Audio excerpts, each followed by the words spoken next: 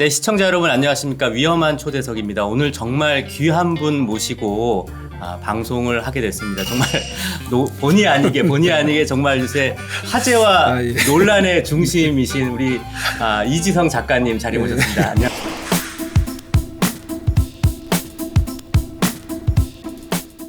저희 우리 시청자분들께 한 인사 말씀 부탁드립니다. 예, 요즘 그 대표님 말씀대로 논란과 화제의 중심에 의도치 않게 서서 예, 요즘 홍역을 치르고 있습니다.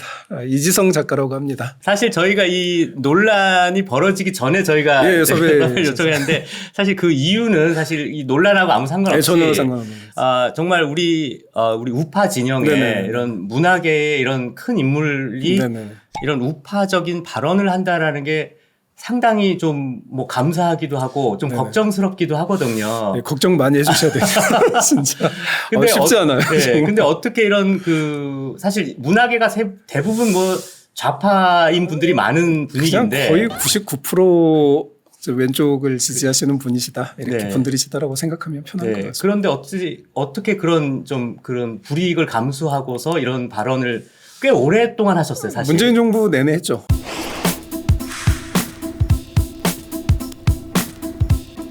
근데 제가 문재인 정부 때 그걸로 탄압을 굉장히 많이 받았어요. 네. 그러니까 저는 이제 국내에서 탄압은 거의 그렇게까지 크게 받지 않았는데 뭐랄까 저희가 정말 힘들게 구출해온 탈북인을 베트남의 모 지역에 저희가 데리고 갔는데 예, 문재인 정부 그 당시 뭐 제가 구체적으로 여기서 말을 할 수는 없지만 압력이 들어와서 원래 그거를 이제 정부 쪽에서 원래 구출을 하러 가야 되는데 그 약속 장소에 나타나지 않았다거나 뭐 이런 일들이 계속 있었어요. 제가 요즘 논란 때문에 사람들이 이제 저를 약간 좀 뭐랄까 이상하게 보시는 분들도 계실 것 같은데 저는 사실은 연찬회 건이 있기 전까지 저는 정말 조용하고 맞습니다. 정말 좋게 인생을 네. 살아온 사람이다. 아무런 네네. 문제가 없었는데 네네. 이제 그렇게 살아온 제가 이제 완전히 이제 시체말로 뚜껑이 열린 거죠. 네. 그때 제가 깨달은 게 진짜 친북 세력하고는 이 같은 하늘 아래서 내가 있을 수 없겠구나. 네. 그래서 이거를 내가 바꾸고 싶다라는 이제 강렬한 열망을 갖게 됐고요. 그러기 위해서는 이제 제일 먼저 해야 되는 게 우파 발언이구나. 그 전까지 그렇게까지 제가 정치 쪽에 발언을 안 했기 때문에 네. 그렇게까지 이슈가 되지는 않았어요. 사실 저희도 모신 이유 중에 하나가 정말 이 민주노총 언론들이 진짜 한번 된통 당해봐라 이런 식으로 막 집중 공격을 하기 시작하니까 아직도 대한민국은 정말 좌파가 장악하고 있구나라는 걸 열심히 근데 느끼실 것 그거는 같아요. 제가 네. 문화계에서 늘 겪는 일이고요. 네네. 그래서 그냥 저는 이게 제가 늘 사실은 겪었던 것들인데 네. 이게 그냥 그렇게 한 100배 확장됐다. 네. 이 정도 그냥 편안하게 생각하고 있습니다. 그냥 단지 가족에게 미안하려고. 그래서 네. 자, 사실 여러분들 정말 우리 이지성 작가님 저희가 정말 너무 이렇게 모신 것 자체가 너무 영광인 게 정말 굉장한 작가님이세요.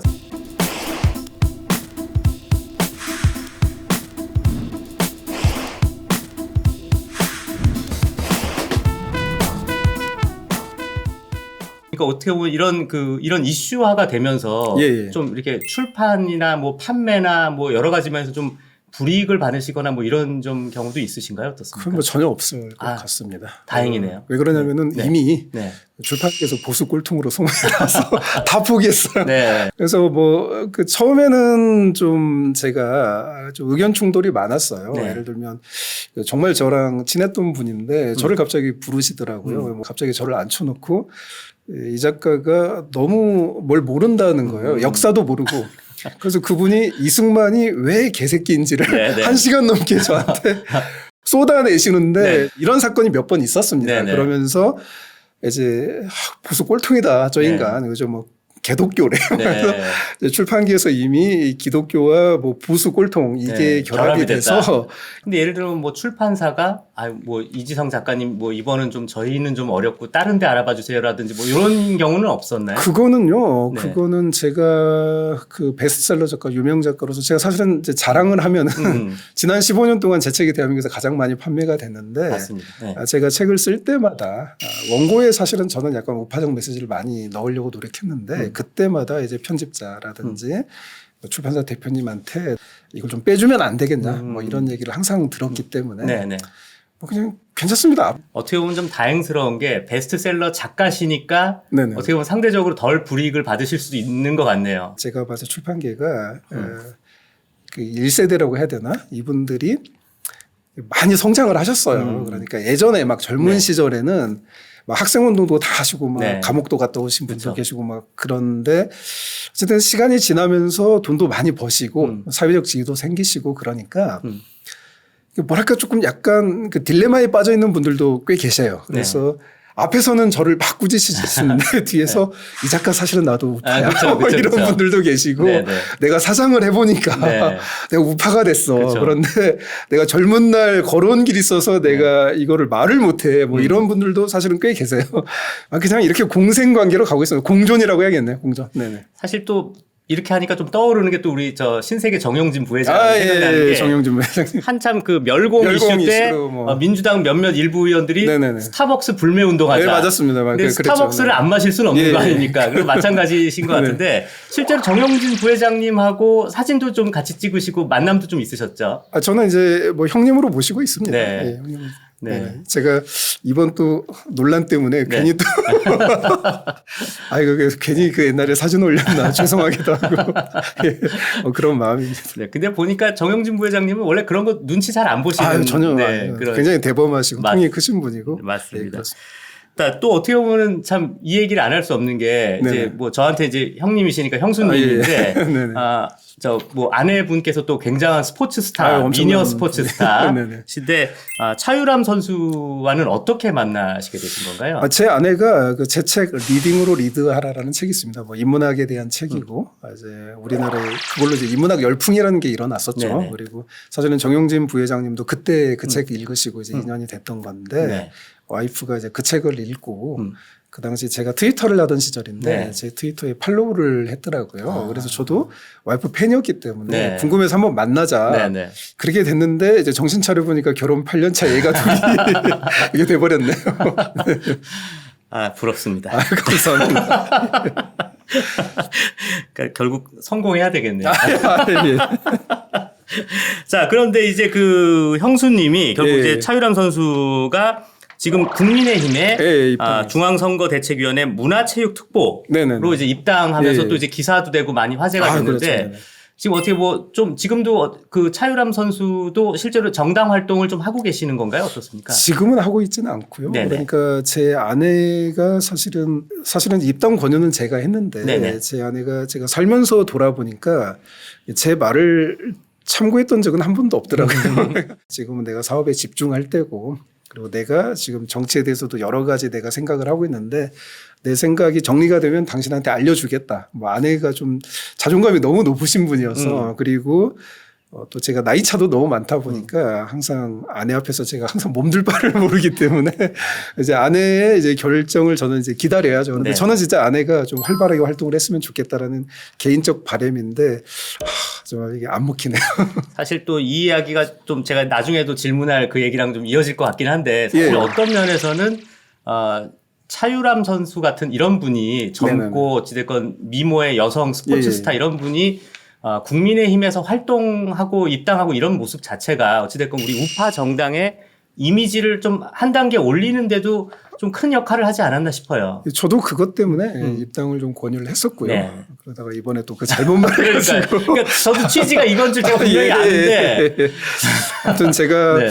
어쨌든 여성 정치인에게는 네, 네. 뭐 젊다라든지 아름답다라든지 이런 말을 전혀 하지 않겠습니다. 그리고 제가 다시 한번 이 자리를 빌어서 우리 나경원 님하고 배현진님께 네. 다시 한번 제가 사과의 말씀을 참 이게 너무 늘 죄송스러워요. 예, 아닙니다. 사실 저희 가세연도 사실 설립 초기부터 저희가 네네네. 이제 우리가 아무리 정권을 되찾아와도 네네네. 우리 문화계는 여전히 좌파가 그렇죠. 장악해서 우리가 문화 전쟁을 해야 된다는 맞습니다. 표현을 저희가 계속 네네. 써왔는데 예. 마찬가지로 지금 작가님께서도 지금 유튜브 채널 하시지 네네네. 않습니까? 지금 한 30만 구독자신 예. 걸로 알고 있는데 거기서도 문화 프로젝트 진행한다. 예, 저희랑 좀 취지가 비슷한 것 같아요. 제가 이제 가세연처럼 이렇게 아니, 대형 프로젝트를 아닙니다. 못하고 네. 저는 이제 아주 소소하게 네. 그냥 제가 출판 쪽 전문가니까 네네. 근데 정말 힘들었어요. 왜 그러냐면은 제가 이제 문재인 정부 들어서서 저도 잘못했죠. 왜 그러냐면은 제가 국민의 사랑을 이렇게 많이 받은 작가인데 뭐 무려 책이 500만 부가 팔리고 제 아내를 만난 것도 책 때문이고 그렇죠. 너무 많이 사랑해 주셔서 제가 이렇게 제가 사실은 그 빈민가에서 정말 어렵게 살던 청년 시절이 15년 있었거든요. IMF 때 집이 망하고 뭐 아버지 보증빚 제가 떠안고 제가 그때 초등학교 교사를 또 8년을 했는데 네네. 교사 시절에 뭐 월급도 다 압류되고 그렇게 정말 비참하게 15년을 살았는데 저를 이제 유명 작가로 올려주고 저희가 많은 것들을 선물해 준 게 대한민국인데 제가 문재인 정부 들어서서 제가 제 삶을 돌아보니까 대한민국을 위한 일을 하나도 한 적이 없는 거예요. 다 그냥 제 성공을 향해서만 달려왔더라고요. 네. 그래서 제가 굉장히 이제 반성을 했습니다. 무엇 때문에 도대체 나라가 이렇게 엉망이 됐는가 봤더니 첫 번째가 교육이더라고요. 사실은 첫째도 교육, 둘째도 교육, 셋째도 교육이라고 네. 생각합니다. 그래서 제가 교사 시절에도 굉장히 충격을 받았던 게 우리 학교 도서관에 김일성 관련 책이 있었어요. 네. 그리고 네. 마오쩌둥 책 이런 건 많습니다. 학교라는 게 이제 초등학교. 예, 초등학교 도서관. 초등학교 예, 도서관이었어요? 예. 근데 이게 사실은 그 통계 자료로 또 나와서 뉴스로도 보도된 적이 네. 있어요. 네. 이승만 대통령, 박정희 대통령 책은 없어요. 네. 근데 놀랍게도 김대중 대통령부터는 책이 쫙 있어요. 그리고 심지어 지금 이제 저는 학교를 떠났지만 네. 지금 초등학교 도서관하고 어린이 도서관을 점령하고 있는 학습 만화책이 있습니다. 네네. 그것 또한 이제 저랑 굉장히 친한 출판사 대표님이 만든 건데 그분도 학생 운동권 시절에 문화부장을 하신 분이에요. 뭐 약간 후 시리즈 같은 그런. 아, 그겁니다. 네. 그분이신데 네네네. 근데 좋은 분이세요. 왜냐하면 네네. 제가 이승만 만화를 만들겠다라고 네. 했을 때 네. 유일하게 저를 도와주신 분이에요. 네네. 되게 독특한 분이세요. 네네. 그래서 되게 좋아하는데 네. 그런데 어쨌든 그건 그거고 네. 그 이제 후 시리즈가 보면은 위인으로 네. 중국 공산당 인물들 다 나오고요. 이승만 대통령, 박정희 대통령은 없습니다. 네. 김대중 대통령, 노무현 대통령, 문재인 대통령 나오고요. 네. 손석희, 유재석, 뭐 김재동 네. 뭐 이런 분들이 뭐 물론 이제 그 출판사에서 나름 위인으로 네. 어린이들에게 뭐 훌륭한 인물로 선정을 한 기준이 있었겠지만 그냥 제가 보기에는 왜 이승만과 박정희는 빠졌을까 네. 이런 거죠. 네. 그런데 그 만화책이 제가 알기로 몇 년 전 기준이에요. 한국에서 그 몇만 부가 팔렸는지 아십니까? 모르겠어요. 1천만 부. 어마어마하네요. 그리고 심지어 이 출판사 대표님이 굉장히 열정적인 분이세요. 네. 미국에까지 들고 가서 미국에 영어로 번역을 해서 미국의 초등학교에도 부교재로 채택이 됐어요. 아이고야. 초등학교 몇 곳에. 네. 당연히 그분은 그렇게 하시는 게 맞아요. 저는 그렇게 생각합니다. 그분이 우파는 아니니까. 네. 그런데 이제 충격적인 거는 우파에는 그게 하나도 없다라는 거죠. 그쵸. 저는 제가 출판 전문가 그다음에 초등학교 교사, 학교 전문가로서 가장 중요한 거는 학교 도서관에 들어가야 돼요. 맞습니다. 학교 도서관에 들어가려면 기본적으로 그 왼쪽 우리 후 시리즈 이상의 퀄리티가 있어야 되고 그리고 이게 학습 만화는 학습 만화의 그 공식이 있습니다. 네. 이거를 다 만족을 시킨 다음에 굉장히 조직적으로 치밀하게 우리가 준비를 해서 학교 도서관에 들어가야 되는데 아마도 탈락이 될 거예요. 네. 탈락이 되면은 그 다음부터 싸우는 거잖아요. 네. 싸우려면은 최소한의 우리가 왜 이 책, 이 만화책하고 이 만화책을 비교했을 때 우리가 똑같은 조건이고 인물만 다를 뿐인데 왜 우리 건 안 되냐? 이거는 이건 편파적이다. 네. 네. 이렇게 우리가 이제 문제 제기를 하면서 싸워야 되는 거죠. 맞습니다. 그리고 싸우고 그다음에 이겨야 되겠죠. 여기까지 저는 생각을 하고 이걸 해야겠다. 그래서 이승만 학습 만화 프로젝트죠. 학습 네. 만화. 그냥 이승만 만화가 아니라 네. 그거를 이제 그런데 만화 작가님이 없으셔서 네. 그리고 또 우파 출판사 사장님들이 계셔서 말씀을 드렸는데 돈이 안 된다. 만화는 정말 싫다. 네. 이거 피곤하다. 이렇게 또 보니까 사실 출판사들이 만화를 별로 안 좋아하더라고요. 네. 어쨌든 이제 그런 과정을 거치다가 겨우 한 분 만났는데 네. 네. 이분은 그 주부세요. 평범한 네. 주부시고 그 아이를 유치원 보내시고 남는 시간에 살림하시며 남는 시간에 만화를 그리고 있는데 제가 그분을 이제 제가 컨택을 하고 네. 그분이랑 같이 이제 제가 기획을 해서 그러니까 만화를 그리시는 분을 예, 섭외가 만화 작가님을 다행이네요. 이제 정말 네. 기적적으로 네. 섭외가 됐고 그다음에 네. 출판사를 이제 구해야 되잖아요. 네. 그 어느 곳도 절대 안 하겠다. 우린 죽어도 못한다. 우파독으로 다 그래서 찾다가 이제 제가 그분을 만나서 이제 그분이랑 같이 제작을 네. 하기로 이제 이런 과정을 거쳤고요. 그리고 또 정말 제가 지금 논란의 중심이 되고 있는데 이 와중에 저는 되게 감사한 일들이 많이 생기고 있어요. 제가 5년 동안 찾아 헤매던 우파 청소년 작가님을 지난주 주일날 만났어요. 며칠 전에. 그 작가님이랑 글 쓰는 작가야 아니면 글 쓰는 작가님. 네네네. 저랑 공조로 들어가신 네네네. 게 저는 지금 북한인권 책이라든지 또 제가 우파 관점에서 보는 근현대사 네네. 책을 집필을 해야 되기 때문에 네. 제가 어린이 책, 청소년 책을 제가 지금 할 수가 없는 상황인데 급하잖아요. 네. 저랑 같이 청소년용 이제 이승만 박정희부터 시작해서 저희가 그 한미 상호방위 조약이라든지 이런 이제 역사적인 것들을 청소년 시리즈를 만드는 그런 길이 또 한번 열렸고요. 잘 그래서 됐네요. 앞으로 저는 평생 제가 이걸 하면 할수록 뭐 핍박이 심하겠지만 저는 그냥 뭐 목숨 내걸고 하겠다 뭐 이런 주의입니다. 네. 그럼 일단 그 이승만 만화, 학습 만화 그거는 네네. 일단 출판 계획은 대강 언제쯤으로 계획하고 계신가요? 그 올해 말이나 내년 초입니다. 아, 얼마 안 남았네요. 지금 이제 제 1권이 한 70% 정도 완성이 된 상태고요. 그래요? 네네. 그래서 아마 올해 10월 달 얼마 안 남았네요. 이쯤에는 제 1권이 완성이 되는데 네. 조금 안타깝긴 하죠. 왜냐하면 이승만이 한 12살 때까지 나오고 있어요. 앞부분만 유년기까지만. 근데 이제 이게 아까 말씀드린 공식이 있다고 그랬잖아요. 네네네. 그래서 이제 이거를 뭐라고 해야 될까? 이거는 굉장히 고난이도의 어떤 그 출판 기획력이 필요한 작업입니다. 네. 그래서 정말 그 쉽지는 않은 것 같아요. 저는 아니 그 왼쪽에서 만든 만화책들은 그냥 진짜 인물로 그냥 막 이렇게 해서 하면은 그냥 다 들어가는데 그렇죠. 와 저희는 그냥 사전 검열을 어마어마하게 해야 되고 온갖 머리를 써야 되고 이걸로 컴플레인이 들어올 때 어떻게 반박을 할 것인가 미리미리 다 준비를 해야 되고 어쨌든 올해 말에 늦어도 내년 2, 3월 달에는 저희가 결과를 일단 보여드릴 수 있고 그리고 내년에는 이제 우파 선생님들하고 연합해서 어쨌든 도서관에 우리 아이들의 사상의 자유를 위해서 제가 싸울 수 있는 그런 길이 열릴 수 있다고 생각합니다. 그 책이 나오면 저희 방송에서도 많이 홍보하고 예, 알겠습니다. 제가 한번 보내드리겠습니다. 네. 자, 그런데 이제 아까도 말씀하셨다시피 이제 북한 인권 문제에서 좀 직접 활동을 좀 많이 하셨는데 진짜 그 탈북민 구출 프로젝트.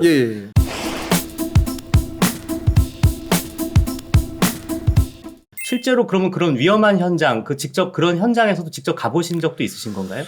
일단 제가 중국 단동 거기서 이제 잘못하면 이제 독침 맞아서 죽거나 북한에 끌려가죠. 네, 바로 저도 거의 신의주 바로 맞은편에 있는 단동 가본 적 있습니다. 단동에서 제가 탈북인 노부부와 3일 같이 있었고요. 위험했네요. 직접 구출을 했고 그리고 태국, 라오스, 베트남 뭐 이런 데는 코로나 터지기 전에는 이제 몇 번 갔고요. 그리고 당연히 거기서도 잡히면 구속이 되죠.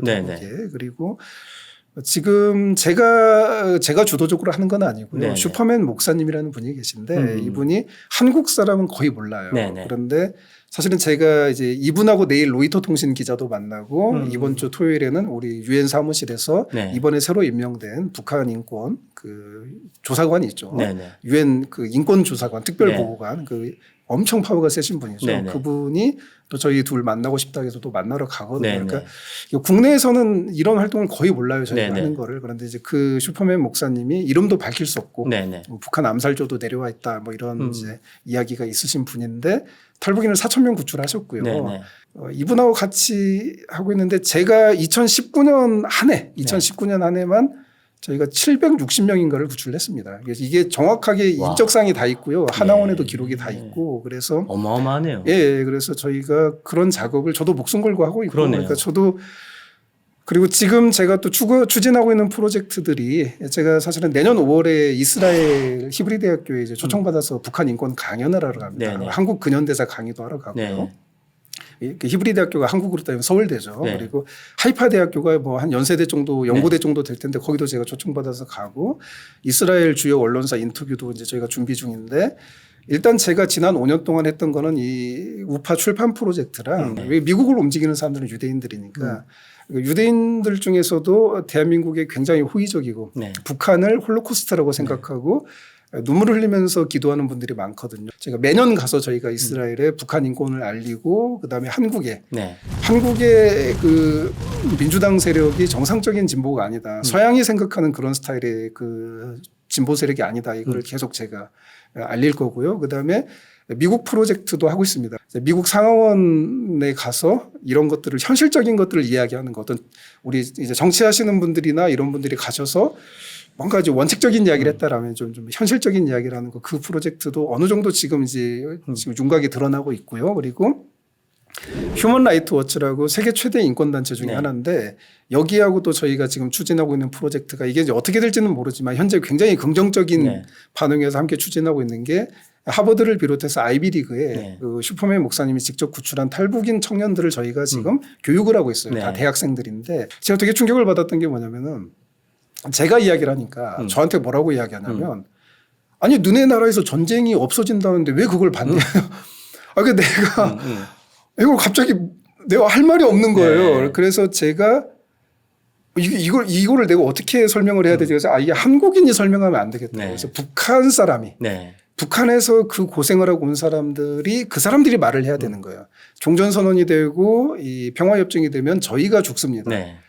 저희가 한반도 전체가 정치범 송사가 됩니다. 근데 이게 또 그 민주당 그 좌파 쪽은 평화의 행진, 한반도 평화의 행진 이런 프로젝트를 매달 하고 있어요. 그래서 네. 종전선언을 해서 한반도의 평화를 안겨주자. 이거를 행진을 워싱턴 그 국회의사당 앞에서 매달 하고 난리입니다. 난리인데 안타깝게도 우파는 너무 이게 너무 국내적인 거에 네. 좀 너무 치중돼 있는 거 아닌가. 이것도 되게 중요하지만은. 그렇죠, 그렇죠.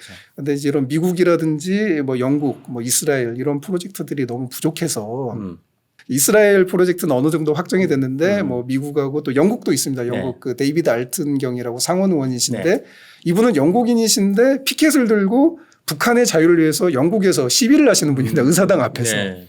그런 분들이 많으세요. 네네. 그래서 뭐 이분하고도 어쨌든 이분 지인하고도 연결이 되고 그렇게 해서 또 이분하고 또 절친이신 탈북인이 영국에 계셔서 연결을 시켜주시겠다 뭐 이런 얘기도 듣고 그리고 또 오토 원비어 부모님이 계시죠. 네네. 그 부모님이 의붓 아들이라고 해야 되나 그렇게 삼고 있는 탈북인도 계신데 그분도 이제 저희랑 또 함께 하시기로 하고 그래서 이런 것들을 저는 이제 계속 만들어 오고 있었고 그래서 이제 올해 말 내년부터 이게 결과가 나오기 시작합니다. 그래서 저는 이제 결과가 나오면 제 유튜브나 제 페이스북 이런 걸 통해서 이제 한국 사회에 이제 좀 보여드리려고 하죠. 그래서 우리 우파가 국내도 중요하지만 결국 우리가 글로벌하게 세계로 나가야 된다. 그리고 지금 저는 항상 그런 생각을 해요.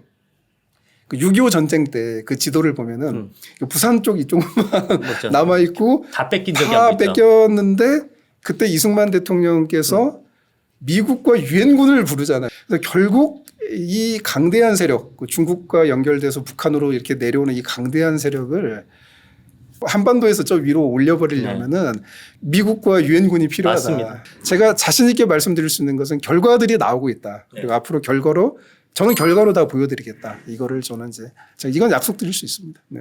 사실 아까 단둥 얘기하시면서 저도 사실 제가 움찔한 게 사실 저도 이제 단둥을 김정일이 죽었을 때 단둥을 갔었거든요. 예. 근데 그때도 저희 이제 취재 선배들이 네. 거의 단둥 가면 조심해야 된다. 그렇죠. 몇 달 전에도 이 탈북 돕던 선교사분이 예. 이게 횡단보도에 서 있다 누가 이렇게 어깨를 툭 쳤는데 그게 독침이었던 거예요. 독침이라서 이게 뭐야 하고 바로 돌아가셨다라고 하는데 탈북이를 돕는다는 게 사실 굉장히 위험을 감수하는 일이거든요. 그러니까 이것도 제가 저희 전략 중에 하나인데 현장을 갔다 왔다를 들으면 자세가 달라요. 그렇죠, 그렇죠. 자세가 달라요. 굉장히 저를 존경하는 눈빛으로 바라보고 그래서 제가 아까 말씀드린 이런 프로젝트들이 여기까지 진행이 된 게 한국에 지성리라는 사람이 있는데 이 사람은 자기 목숨을 돌보지 않고 자기가 구속될 각오를 하고 현장에 나가는 사람이다. 이게 있기 때문에 제 말을 들어주고 그 이지성 작가를 그럼 우리가 좀 도와주겠다. 이렇게 오는 거죠. 맞습니다. 그래서 참 제가 뭐랄까 이렇게까지 힘들 줄을 몰랐어요. 나라를 위한다라는 게 내 목숨을 걸어야 되나. 그렇죠. 그래서 저는 제 목숨은 포기한 지 오래예요. 작년 가을쯤인 것 같아요. 작년 가을에서 말쯤에 제가 받아들였어요. 제 운명을. 그래서 제가 최근에 저희는 또 그 북한 선교사 한 분을 파송을 했거든요. 그런데 제가 그분처럼 또는 슈퍼맨 목사님처럼 자발적으로 죽음의 길을 향해서 가는 건 저는 무서워서 못 가겠지만 내가 이런 활동을 글로벌하게 하다가 내가 진짜 아까 말씀하신 그 미국 선교사님처럼 그냥 독침으로 내가 그냥 가로수길 가다가 갑자기 쓰러져서 그러니까 내가 의도하지 않았던 죽음을 내가 살해를 당한다라면 그냥 받아들이지 어쩔 수 없다. 내가 어디 떠날 수도 없고 그냥 요즘 뭐 이렇게 살고 있습니다. 뭐 그 각오는 참 어떻게 보면 참 감사하긴 하지만 정말 우리 우파에 인재가 몇 명 없기 때문에 저희가 꼭 지켜드려야 됩니다. 그러게 말이에요. 예. 자, 그런데 사실 제가 이렇게 말씀드리면 참 동병상련이라고 해야 될지 모르겠는데 요새 아주 민주노총 언론들이 신났어요. 신나가지고 지금 결국 이 얘기를 안 할 수가 없는데 참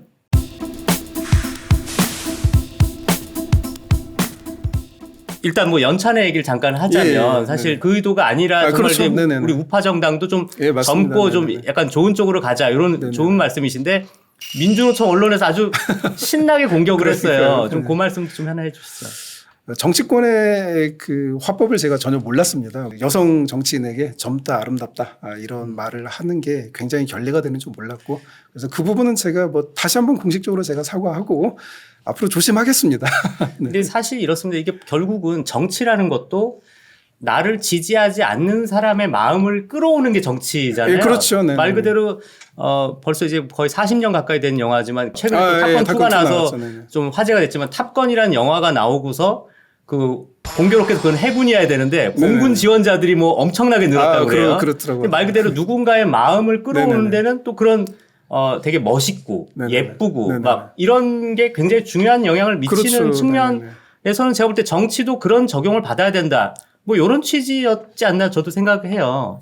제가 이야기한 건 뭐 그냥 지금은 논란이 됐지만 그 당시에는 그거였죠. 왜 그러냐면 제가 가장 많이 들었던 게 뭐 꼰대당이다. 그쵸. 국민의힘은 좀 늙어 보인다. 올드해 보인다. 올드 할아버지 같다. 그런데 뭐 민주당은 뭐 젊다. 뭐 그런데 제가 또 뜯어 보면은 제가 그때 연찬회 때도 발언했습니다.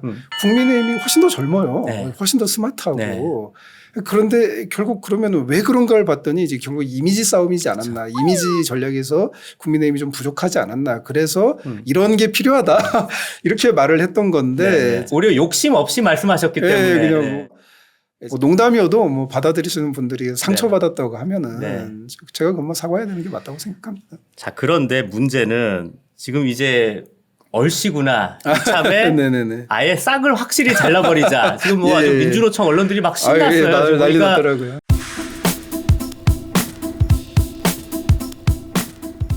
갑자기 또 최근에 또 이슈된 게 아파트 인테리어 문제 때문에 뭐 열린 공감 TV, 뭐 YTN, 뭐 KBS, MBC 뭐 난리가 났던데 뭐 어떻게 되는 겁니까? 제가 그거는 제 페이스북이라든지 제 유튜브에 제가 상황을 다 설명해 놨는데요.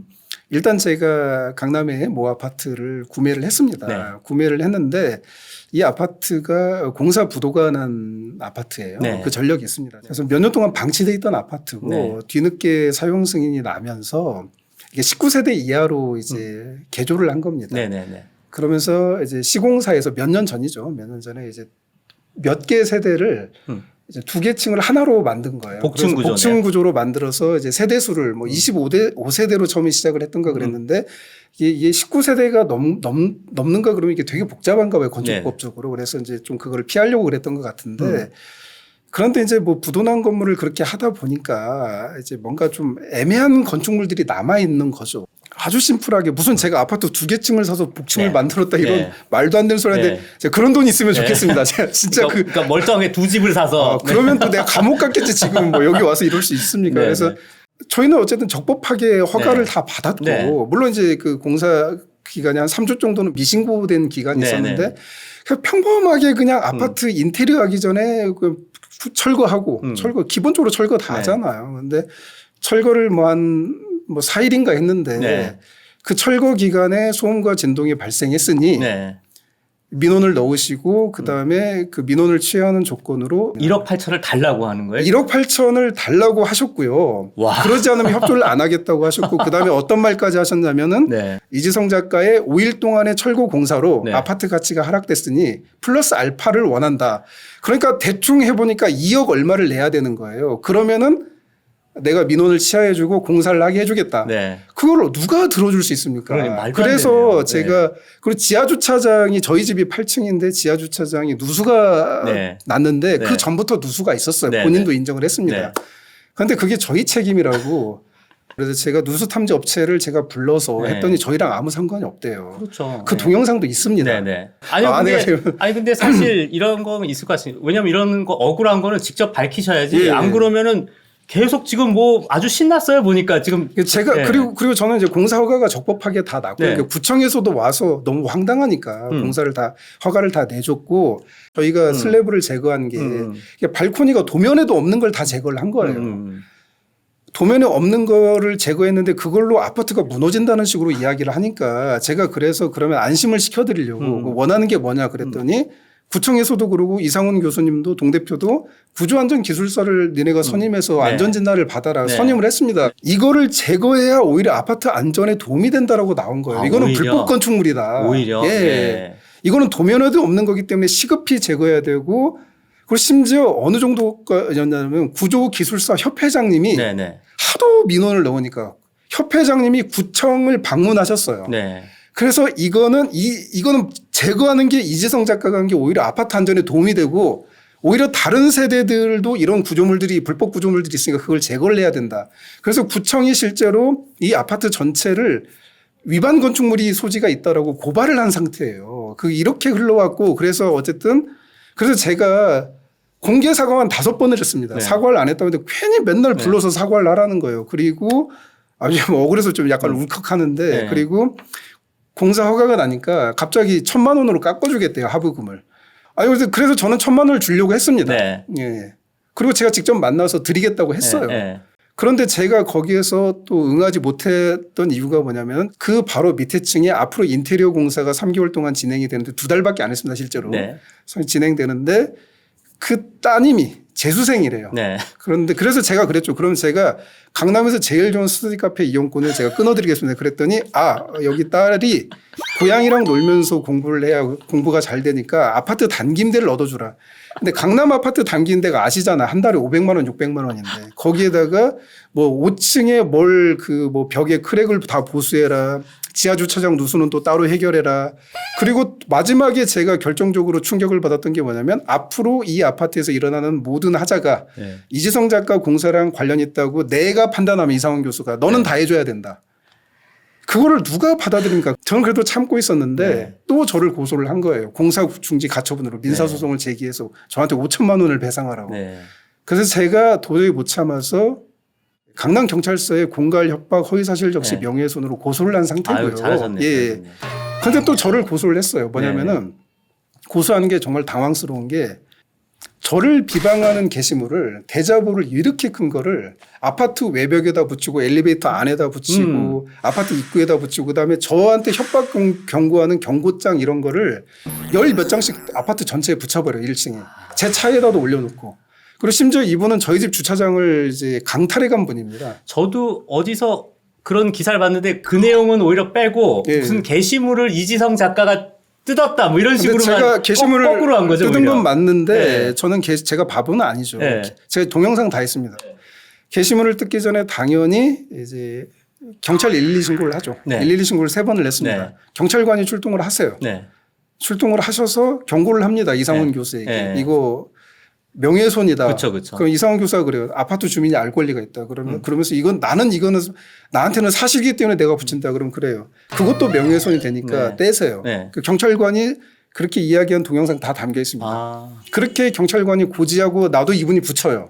그러면 그때 제가 떼는 겁니다. 그러니까 이제 이런 그 사정은 아무도 모르고 예. 띈 것만 언론사들이 보도를 하니까 그렇죠. 네네. 그냥 정말 억울할 수밖에 그리고 없네요. 또 제가 네. 고소한 강남경찰서 수사관이 다 갖고 오라고 그랬어요. 그게 네. 명예훼손 증거가 된다고. 네. 그래서 저는 제가 일반인도 아니고 바보가 아니고 이런 일이 벌어질 줄은 저는 예측하고 있었습니다. 왜냐하면 제가 이분이 처음에 저한테 했던 게 1억 8천 내놓지 않으면 KBS 사장에게 제보하겠다라고 협박을 하고 YTN에게 제보하겠다. 네. 실제로 YTN에 제일 먼저 제보를 했죠. 그럼. 이준엽 기자라고 있습니다. 네. 하루에 저에 대한 그 편파 기사죠. 네. 4번을 올리더라고 이분이. 하루에 그날. 그러니까 한 기사 하나 올렸다가 이게 공론화가 안 되니까 또 한 번 바꿔서 올리고 4번을 올려서 결국 이분이 큰일 하셨어요. 네. 둘이 손잡고. 네. 이렇게 됐는데 저는 제 페이스북하고 제 유튜브에 네. 다 증거들을 올려놨으니까 네, 네. 그냥 아니, 대한민국이 상식이 있다라면은 상식적으로 판단해 주시라 믿습니다. 이게 정말 억울할 수밖에 없는 게 네네. 만약 저희 같은 이런 뉴미디어 예, 유튜브 같은 뉴미디어가 없으면 큰일 나요. 민주노총 언론이 그냥 네네. 일방적으로 그냥 공격하는 것만 당하시는 거예요. 그렇죠. 사회적 살인을 당하는 네. 거죠.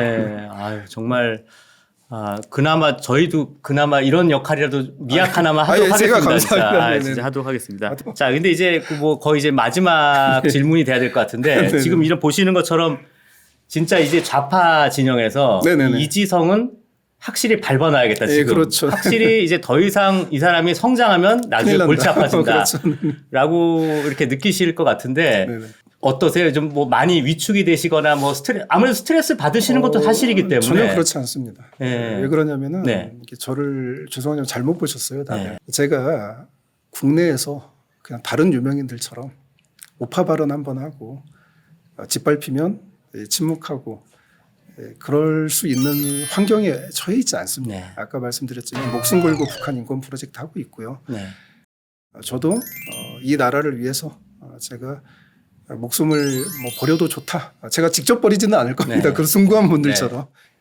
오늘 하루 내가 만약에 목사님이랑 같이 죽더라도 나는 후회하지 않겠다. 이러고 하루를 시작하는 사람인데 이런 거는 저한테는 솔직히 관심도 없어요. 그냥 들어오지도 않습니다.